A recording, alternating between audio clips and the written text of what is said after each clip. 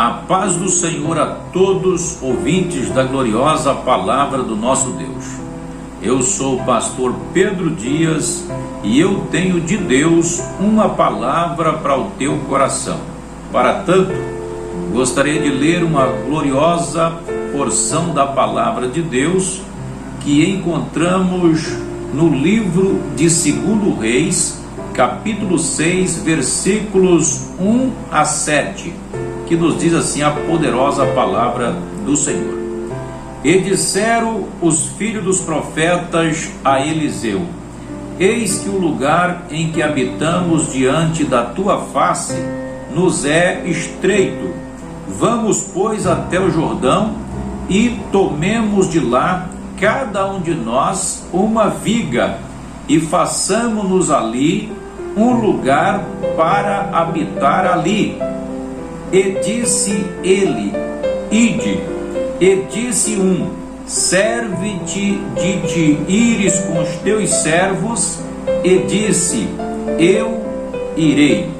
E foi com eles. E chegando eles ao Jordão, cortaram madeira. E sucedeu que, derribando um deles uma viga, o ferro caiu na água. E clamou e disse: ai, meu senhor, porque era emprestado. E disse o homem de Deus: onde caiu? E mostrando-lhe ele o lugar, cortou um pau e o lançou, e ali e fez nadar o ferro. E disse: levanta-o. Então ele estendeu a sua mão e o tomou. Glória a Deus. Quero pedir carinhosamente para que você se inscreva nesse canal, compartilhe, deixe o seu like, e assim você está também cooperando para a divulgação deste vídeo e cooperando para que outras pessoas também chegue a elas a oportunidade também de ouvir a mensagem da palavra de Deus e possam ser edificados, pois a palavra de Deus, ela é poderosa. Nós temos aqui nesta passagem bíblica uma história fascinante. Se trata de Eliseu e os seus alunos. Eliseu, eu acredito que tem de Deus a orientação para formar uma escola de profetas. A carência muito grande naquele tempo, até hoje temos carência de ensinadores. Imagina naquele tempo de Eliseu. Eliseu queria transmitir o legado que ele tinha de conhecimento do seu Deus e desejou então formar uma escola de profetas. E assim o fez, e Deus o abençoou e prosperou grandemente essa escola de profeta de Eliseu. Os alunos foram aumentando cada vez mais, de forma que no ambiente aonde eles se reuniam não havia mais lugar para ninguém. Estava muito apertado, estava muito estreito, e outras pessoas estavam perdendo a oportunidade de ingressar na escola de profeta de Eliseu. Um daqueles alunos, espírito empreendedor, querendo ver a prosperidade da obra de Deus e desejando também que outras pessoas também pudessem ter o privilégio de poder aprender todas aquelas coisas maravilhosas que Eliseu estava ensinando, o Deus de Israel, desejou que o lugar fosse ampliado. Ele percebeu que o lugar onde eles estavam habitando era estreito. Então ele faz uma proposta. A proposta que ele faz tanto para os seus colegas de sala, bem como para o seu professor Eliseu. E ele disse: vamos, pois, até o Jordão, e cada um de nós tomamos de lá uma viga e façamos um lugar para habitar. Interessante observar que na proposta aqui deste aluno, que tem na verdade um sentimento espiritual de crescimento, de ampliação da obra de Deus, ele faz um convite para que todos se unam e desçam até o Jordão, e cada um pegue uma viga e se juntem e faça uma casa. Aqui está no plural e a convocação envolve todos, e eu aprendo aqui que na verdade quando todos cooperam, quando todos trabalham, a carga fica aliviada para todos. Ele disse: cada um de nós tome uma viga. Seria o bastante, eram muitos alunos, e cada um carregando uma única viga seria o bastante para fazer uma boa casa, um bom lugar onde eles pudessem reunir. Existem muitos lugares em que muitas pessoas sofrem bastante porque trabalham com sobrecarga, porque faltam voluntários, faltam trabalhadores, né? Às vezes até tem pessoas qualificadas, mas não se prontifica. Por isso que sempre eu digo que mais difícil do que um qualificado é um voluntário. Então este moço tem um espírito voluntário, e ele convoca outros que também poderiam ser voluntários para unirem, para construírem um lugar mais amplo, para que eles pudessem estar mais confortável e outras pessoas também tivessem a oportunidade de poder ser abençoado como eles também estavam abençoados. Aquele moço queria abençoar a vida de outras pessoas também. E quando Eliseu ouve esta proposta, eu percebo que Eliseu se alegra, porque ele não questiona. Eu até acredito que Eliseu já estava até orando ao Deus de Israel para tocar no coração de um dos seus alunos, para que alguém tomasse uma iniciativa, né, de trabalho para o crescimento da obra do Senhor. Porque Eliseu prontamente concorda. Ele disse: ide. E Eliseu tinha um coração que era um coração de empreendedor da obra de Deus. Não era aquele tipo de líder ciumento que, ao perceber que a obra de Deus está crescendo, procura logo uma forma de frear o crescimento da obra. Infelizmente, alguns líderes parecem não suportar o crescimento da obra. Quando percebe que alguém está se destacando, que alguém está se despontando na obra de Deus, logo ele procura uma forma de frear o andamento da obra de Deus que está na mão desta pessoa. Mas Eliseu não tem esse espírito mesquinho de ciúme. Quando ele ouve esta proposta, ele prontamente concorda: ide. Como aquele moço é um moço humilde, submisso, é um aluno, um servo de verdade, obviamente ele não quer ir sozinho, juntamente com os demais alunos. Ele não quer ficar ausente do seu líder, do seu professor, porque ele está sempre aprendendo com Eliseu. Então ele pede para que Eliseu vá juntamente com eles. E Eliseu, mais uma vez, prontamente concorda: eu irei. Eu observo que Eliseu, ele é um líder que tem uma autoridade extrema, mas ao mesmo tempo ele é um líder muito humilde. Porque nesse empreendimento de uma nova obra, uma nova estrutura, se fosse um líder que fosse talvez exaltado, que gostasse de autopromoção, ele podia dizer: eu gostei da ideia, mas quem vai executar esse projeto é eu, quem vai estar na liderança desse projeto sou eu. Mas Eliseu, ele não faz assim. Ele disse: ide, pode ir e pode fazer a obra de Deus, pode fazer aquilo que Deus colocou no seu coração. Eliseu ficou esperando o convite, e quando ele é convidado, ele prontamente aceita, porque Eliseu, ele não é aquele tipo de líder de gabinete. Eliseu é o tipo de líder que põe a mão na obra, que arregaça as mangas também para trabalhar juntos. E ali Eliseu poderia assessorar a obra, orientar os seus alunos em tudo que deveria fazer. Aquele moço sabia muito bem que a presença de Eliseu ali traria para eles confiança, trariam para eles ali, com certeza, a orientação em tudo aquilo que deveria serem feitos. Eles foram para o Jordão e lá eles começaram a trabalhar. Acredito que alegremente, cantando louvores ao Deus Jeová, felizes e trabalhando, amontoando madeiras para fazer um novo empreendimento, para levantar uma estrutura bem maior, para poder fazer ali de forma muito mais dinâmica o que eles já vinham fazendo em aperto.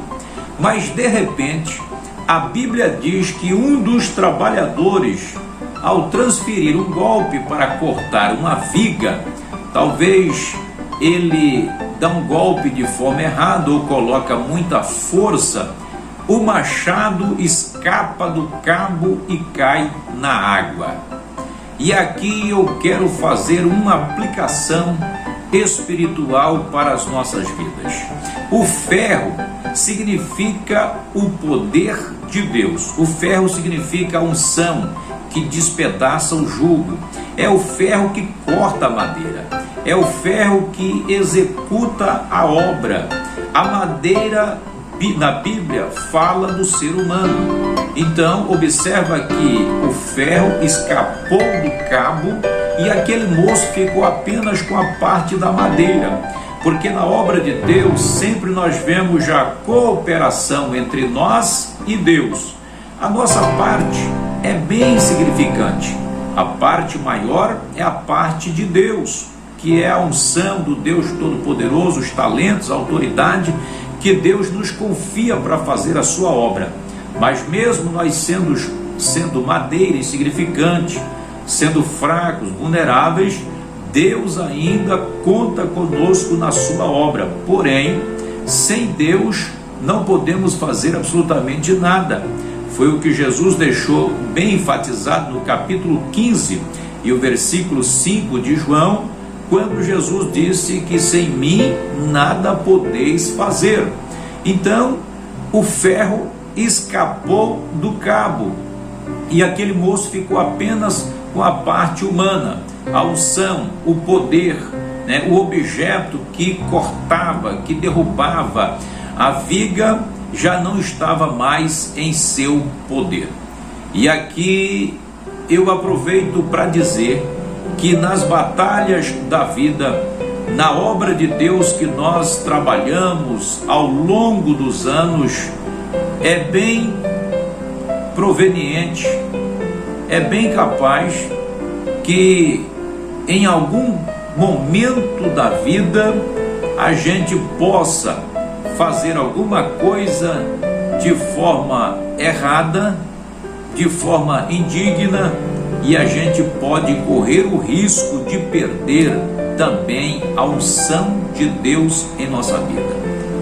Alguns líderes perderam a unção de Deus ao longo da caminhada e estão insistindo em querer fazer a obra de Deus sozinhos, estão sofrendo, não estão vendo a eficácia da sua obra, estão sentindo sozinhos. Deixa eu te dizer uma coisa, nesta palavra, eu quero que você recebe como uma palavra profética para a sua vida.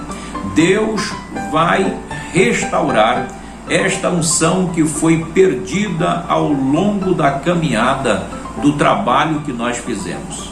Este moço, ele estava bem intencionado, estava trabalhando na obra de Deus, mas ele perdeu o ferro, perdeu a ferramenta que ele estava usando para executar a tarefa, mas ele não quis continuar apenas com a madeira, apenas com o cabo em sua mão.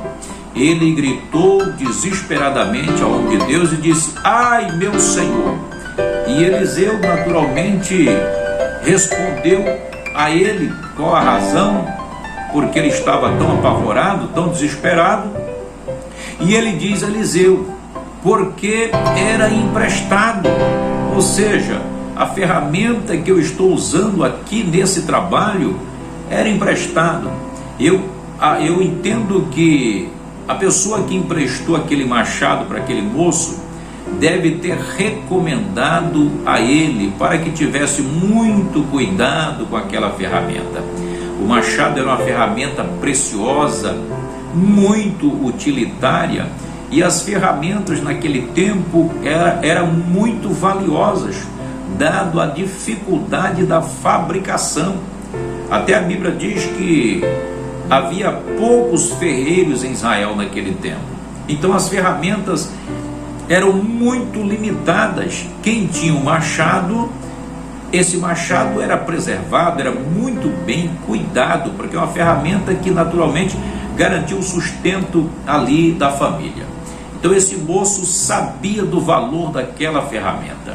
Então ele, sendo um homem responsável, ele sentiu ali no coração uma amargura, porque ele não queria causar nenhum prejuízo ao moço do qual ele emprestou aquela ferramenta. Pelo contrário, ele queria devolver aquela ferramenta intacta e ainda lhe ser muito agradecido por ter emprestado a ferramenta. Mas agora a ferramenta não está mais em seu poder, porque escapou do cabo e caiu na água. Eu quero fazer uma aplicação aqui para as nossas vidas. Uma coisa que nós jamais não podemos esquecer é que as ferramentas da nossa labuta, do trabalho que fazemos para Deus, elas não são propriamente nossas. Nós temos essas ferramentas e essas ferramentas foram emprestadas. Deus nos emprestou essas ferramentas para executarmos a sua magnífica obra. Todavia, nós sabemos muito bem que um dia nós deveremos prestar contas com aquele que é o dono da ferramenta. A Bíblia diz no capítulo 25 de Mateus, versículo 19, que aquele Senhor que distribuiu os talentos, depois de muito tempo, ele voltou para ajustar conta com os trabalhadores. Então, uma coisa que nós não podemos esquecer é que estas ferramentas são emprestadas e que um dia nós prestaremos contas delas. Mas muitos esqueceram e muitos se apropriaram daquilo que não lhes pertence, daquilo que é de Deus, que estava apenas emprestado. Muitos ensinadores, muitos pastores, muitos cantores, pregadores, enfim, pessoas que recebeu talentos de Deus para fazer a sua obra. Muitos esqueceram que a ferramenta é emprestada e começaram a barganhar estas ferramentas, mercadejar os dons que Deus lhes confiaram, vendendo, colocando preço, e assim deixaram de tributar a Deus a glória devida.